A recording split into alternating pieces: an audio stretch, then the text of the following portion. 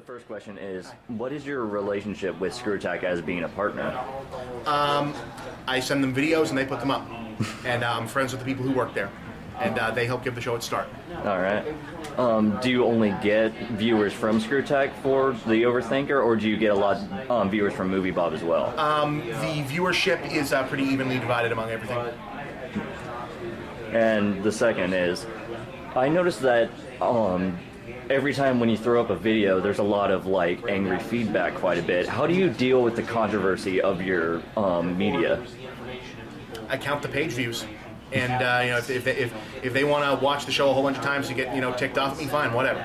You know, it's no skin off my nose. You know, I'm a professional. I can't worry about how angry everyone is. I know that I didn't set out to do anything wrong, bad, evil, whatever. And if they want to be all ticked off about it, they can go be ticked off about it. So it truly doesn't bother you? No. All right. That's probably the best way to view it, honestly. Thank you. What was your favorite episode to work on? Like either just how funny it was or... Of mine? Yes.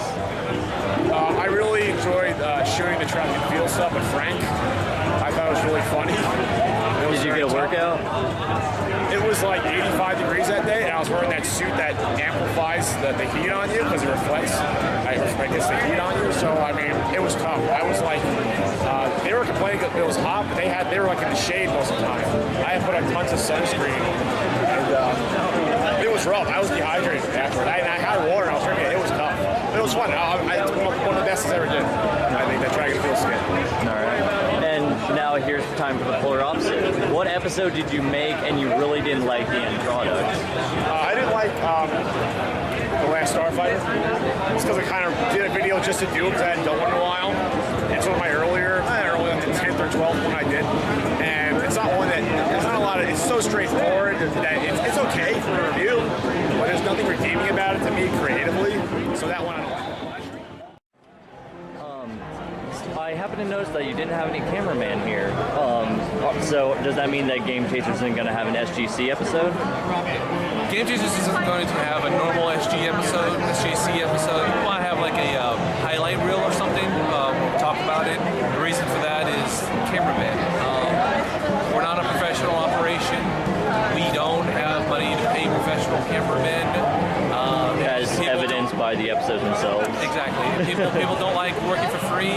And Dodongo and Melvor both work today on Saturday. They have jobs, and they have to earn money because they're adults, unfortunately. So they have to put that above doing Game Chasers episodes. So unfortunately today we don't have a cameraman. Tomorrow maybe Dodongo comes out. It just depends on his job. Speaking of cameramen, what is something that they have done while shooting that really aggravated you the most? Like whether it be them looking for games or they weren't filming the right thing? I wouldn't say aggravating, just more like frustrating, just not getting the moments that happen on camera. But I can't really be mad at them for that because they're not professionals. They're Jacob's brother. They're Jay's brother. They're not trained for that sort of thing. And so sometimes something will happen and they not get it on camera or get a bad angle or whatever. Yeah, it's frustrating, but I mean, you get what you pay for. I mean, I'm just glad they're helping us out in the first place. And one last question.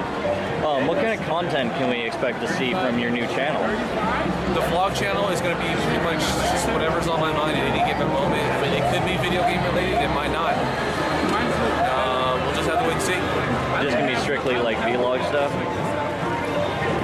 At this moment, it might be just vlog stuff, but I don't know. I just say it was a spur of the moment thing, and I really hadn't thought it much through, honestly. So we'll just have to see. Okay, they look beautiful. What would you say out of all the Counter Monkeys you've done, which story was the most fun for you to like either DM as or play as? Oh, the Thieves World. I mean, and actually that's probably the most popular story is the Thieves World one, just because that was really like the most organic story that got told. That was one that got, that one got bigger than any module. That's really what a lot of, DMs dream. They live for that, where it kind of, that's the one where the DM stops telling it. That's the one where the players start telling the story. And, the DM starts, it just starts kind of refereeing it. It's still under the DM's control, but the players are building that world. They're helping to build it to where it's not being, the players aren't dictating the action, but they are helping the DM cooperating. It's this weird kind of mutual storytelling.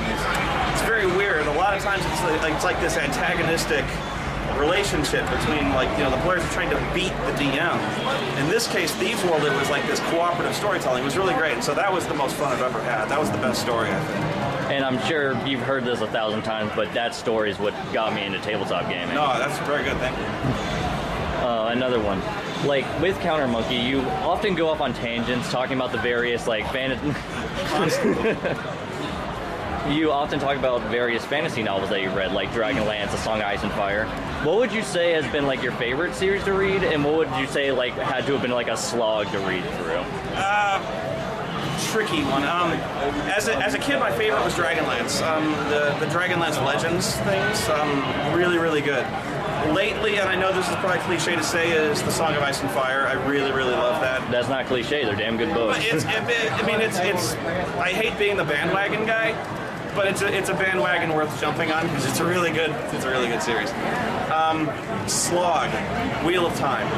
I really like Wheel of Time, but those novels are fucking dense, and I had to jump off ship. It was around book 8.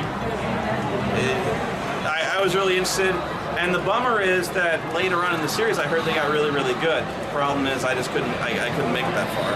Very definition of a slog. Yeah. Is that for young you and now you? I started reading those in college. Oh. Yeah, so I couldn't make it. It really was. It started going so slow, they started going backwards. Really, Yeah, because the prequel came out. Yeah, about 2/3 of the way through, there was a prequel, and I was like, oh god. The Siege of Tar-Valon is where it just stopped, and it stopped for a book. I'm like, Jesus Christ, man, move on, get on with it. Yeah, slog. And the reason why I bring that up is I'm well aware that you're busy constantly. Even you say you're a workaholic, but even if it's just a 10-minute vlog, would you mind if you gave your opinion on this? I have not seen this. Is this is this independently published or what? You want to know why you've never seen that? You did it? Yeah. You did? I don't know when I'll have time to read this, but I can skim through it, yeah. Even if it's just you yelling at the camera on how awful it is. No, I wouldn't. Oh, it looks, wow, this is independently published. I'm kind of asking you for a Colbert bump, if you know what I mean. Colbert. Yeah, I'll check it out. How do you have this published? Is it through your website? It's on Amazon. It's on Amazon? Do you have it a Kindle version? Yes. Okay, yeah. When you post this, post a link to your Kindle, and you can also check this out. Yeah, I'll probably take a look through it, and I'll probably put a little link, a little mini review on your Amazon thing. At least I can do. Because you're essentially the only person on the internet that can trust that knows their fantasy well. You just got a free plug. Unelven Academy of Arcane Arts. No, it is not a Harry Potter ripoff. No, that doesn't look like it. Look at that. It's got a skull with worms coming out of it. No, that doesn't look like a Harry. Shit, man. It doesn't look like a Harry Potter ripoff at all. And by the way, no, I didn't write the back. My publisher did. I don't care. Yeah, no, dude, fucking Slaughter. No, this doesn't look like a shit. Where would you get Harry Potter ripoff of this? Everybody automatically assumes that just from the title. Just because it's a fantasy novel, they're like Harry Potter. Well, it takes place in a school of magicians. Oh. Honestly, I got the idea from Earthsea, not Harry Potter. There's in Dragonlance there's a school of magicians. Tower of High Sorcery. That's that when they think of fantasy novel, that's the only thing they've seen because they're uneducated and uncultured. Screw them. Read a book. Read this book. See? All right. Nice to being interviewed. I heard a rumor that you actually aren't working for ScrewAttack anymore. Do you have the story behind that? No, it's not a rumor, it's a fact. I've been trying to leave for a while. I've been producing my own videos, and also the reason I quit is because I'm under a non-compete clause with ScrewAttack, and I was releasing a new show called Crossover, and it's going to be the 6 degrees of separation, but with video games. So the reason I quit is that my non-compete does not start until I leave ScrewAttack formally. So now that I've left, after SGC, I'm hoping that the first episode will get out. The first episode's been done for about 3 months or so, and I'm just really wanting to progress this further. It's actually going to be really big in hopes. All right. Second question. While working at ScrewAttack, what would you say would have to have been like your funniest moment that either made it on the camera or it didn't make it on camera? Are we talking like stuff that was done in the office, or are we talking about just like stuff that was done for a video? Either. Okay, best moment of all time. Actually, hey Sam. Sam, I need to borrow you for a second. Okay, never mind. Then I'll tell the story if Sam doesn't want to. Were you there when Jared had the spontaneous Bill Nye party? Spontaneous Bill Nye party? No, I wasn't there. Okay, well, because we were all in the bullpen. We mostly sat in the office area, in one area. Well, now, Sam and Chad work up in the front, and Jared worked in one office alone by himself. And he walked in one day, holding his laptop, very solemn look, like he normally does. And he sits there, hits the space bar on his computer.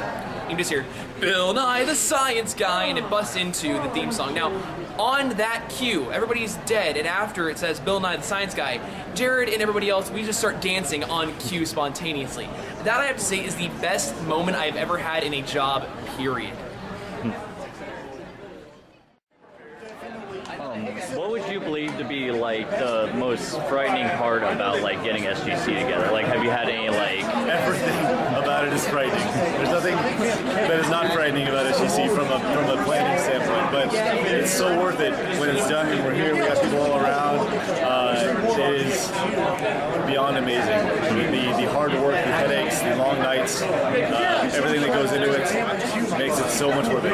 Like you get recognized for people, you get shaking hands, everyone gets together. It's so cool.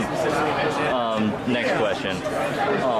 Like when you first started up the site, did you ever believe that your like little spot on the internet would have blow up into all this? I wouldn't say I ever envisioned it, but I did envision cool things for ScrewAttack. I wasn't like, hey, we should start a game thing, and hey, we should start this convention. It was never like that when we started, but it was definitely. I think it's just part of the dominoes, and it's just kind of a natural succession. You know?